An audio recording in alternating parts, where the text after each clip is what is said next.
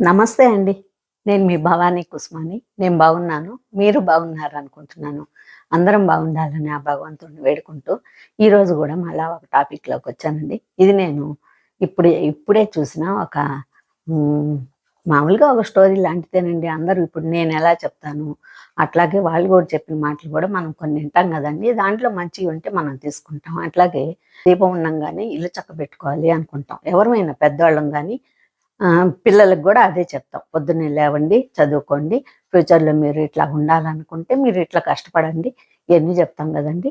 ఆ విషయాలను బట్టి నేను ఈరోజు చూసిన విషయం ఏంటంటే, అరే! 15 నిమిషాల్లో కరెంట్ పోద్ది. మీరేమన్నా పనులు జేసుకోవాలనుకుంటే తొందరగా జేసేసుకోండి అని వాళ్ళ నాన్నగారు చెప్పారు.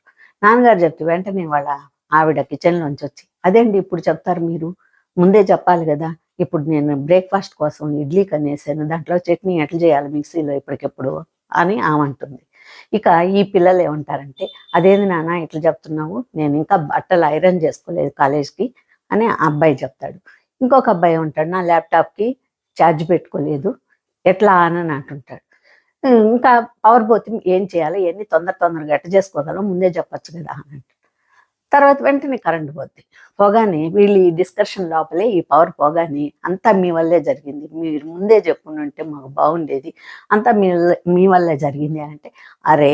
ఒక్క క్షణం కరెంట్ పోయినందుకే మీరిట్లా అంటున్నారే, ఉన్నట్టుండి ఎదురుగా ఉండే మిమ్మల్ని పోషించే మనిషి లేకపోతే మీరెట్లా బతుకుతార్రా? ఇదేరా జీవితం అంటే. ఎందుకంటే మీరు పొద్దున్నే లేవండి, చదువుకోండి, ఆహ్, ఫ్యూచర్‌లో మీ కాళ్ళ మీద మీరు బతకండి, నిలబడండి అని ఇన్ని మాటలు రోజు చెప్తుంటాను గదా! జీవిత సత్యం ఇందులోనే తెలుసుకోండిరా. ఎందుకంటే ఎవరో వస్తారు, ఎవరో చేస్తారని మనం అనుకోవద్దు. మన జీవితాన్ని మనం గట్టెక్కించుకోవాలనుకుంటే మన పనులు మనం సకాలంలో చేసుకోవాలి. ఇప్పుడు మనకి రూ. 10 ఉన్నప్పుడే మనం సేవ్ చేసుకోగలం. లేనప్పుడు ఏం చేసుకోగలమండి? అట్లాగే పవర్ ఉన్నప్పుడే మనం పవర్‌తో పనికొచ్చే పనులు చేసుకుంటాం. పవర్ లేని కాలంలో దేని మీద ఆధారపడ్డాం? చేతితోనే ఆధారపడ్డాం. చేతి పనులతోని.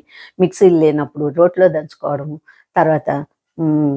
టీవీలు లేనప్పుడు ఏం చేస్తున్నామండి మనం? ఇంట్లో పనులు చేసుకుంటూ మాటలో, కబుర్లో, చదువుకునేవాళ్ళు చదువుకోవడం, జాబ్ చేసుకునేవాళ్ళు జాబ్ చేసుకోవడం. ఇవన్నీ మధ్యలోనే గదా వచ్చాయి. ఇవన్నీ ఇప్పుడు లేకపోతే మనం ఉండలేకపోతున్నాం. ఆ రోజు లేని రోజుల్లో అడ్జస్ట్ అయిపోయి ఉన్నాం మనం. అట్లా ఒకసారి దేనికైనా మనం అలవాటు పడిపోతే మనం వెనక్కి రావడం చాలా కష్టం. కాబట్టి ప్రతిదానికి మనం అడ్జస్ట్ అయ్యేటట్టుగా ఉండాలని నేను ఈ విషయాన్ని చెప్తున్నానండి.